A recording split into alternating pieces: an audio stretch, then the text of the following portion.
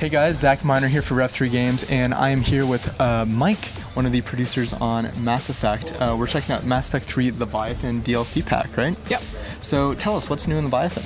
So Leviathan is really about a sense of exploration. It's our first major single-player DLC pack for Mass Effect 3, and it kind of features Commander Shepard chasing this myth, known as Leviathan throughout the galaxy. He gets wrapped up in this whirlwind of events at the beginning, and he really feels the need to find out who Leviathan is for many reasons, and hopefully it gives a little bit of more information and exposition as to who the Reapers are, where they came from.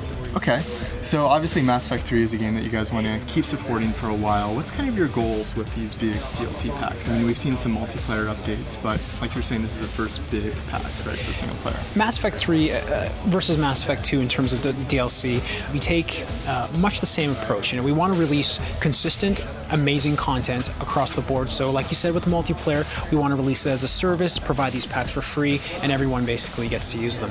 For single player DLC, we want the exact same, level of effort and level of rigor to our DLC. We want to make sure that we release amazing story single player packs, and Leviathan is the first. Okay, so for Mass Effect 2, a lot of the DLC was kind of maybe filling the gaps between 2 and 3 in some ways. Obviously, it's going to be a little bit different for Mass Effect 3, right? So how do you find new places to take the story?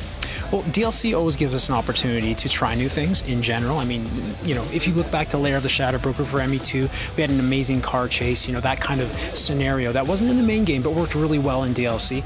Leviathan has a lot of the similar sorts of pieces, with going underwater and the sense of exploration, narrowing down clues. It's really important that we kind of bring something new to a piece of DLC. As well, if you tell an emotionally engaging kind of, story that really, sinks its teeth into people, I think regardless of if it takes place before, during, or after Mass Effect 3, people really gravitate to it. Like I said with Leviathan, there's definitely a sense of exposition as to where the Reapers came from and that kind of information. I think fans will really appreciate that. Can you give us any hints as to who the Leviathan are or what they are?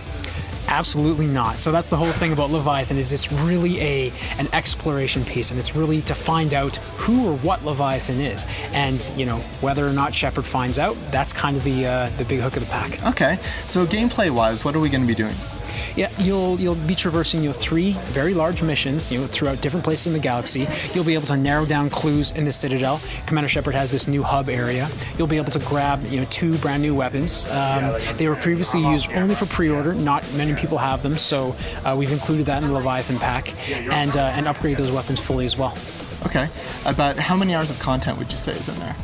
For the average player, I'd say about 3 hours of content. Okay. If you really want to delve deep into the exploration aspect of it, it could go longer than that for sure. So obviously we're going to be seeing some new enemies. Is that going to present kind of new combat opportunities for us? Are we going to see things that we haven't seen enemies do before?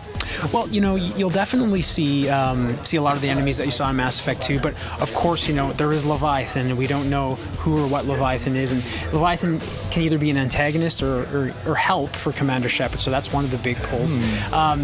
You'll see a lot of different gameplay pieces throughout the world. So, for example, we've brought a lot of our knowledge from multiplayer back in.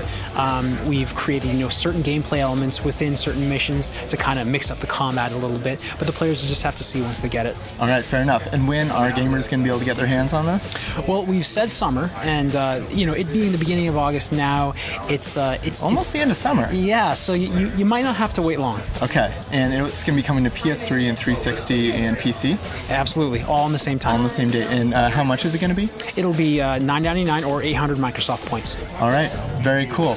Mike, thank you very much. No if you guys want to learn more about Mass Effect 3 and Mass Effect 3 DLC in the future, be sure you are subscribed right here on youtube.com/Rev3Games. We'll see you next time.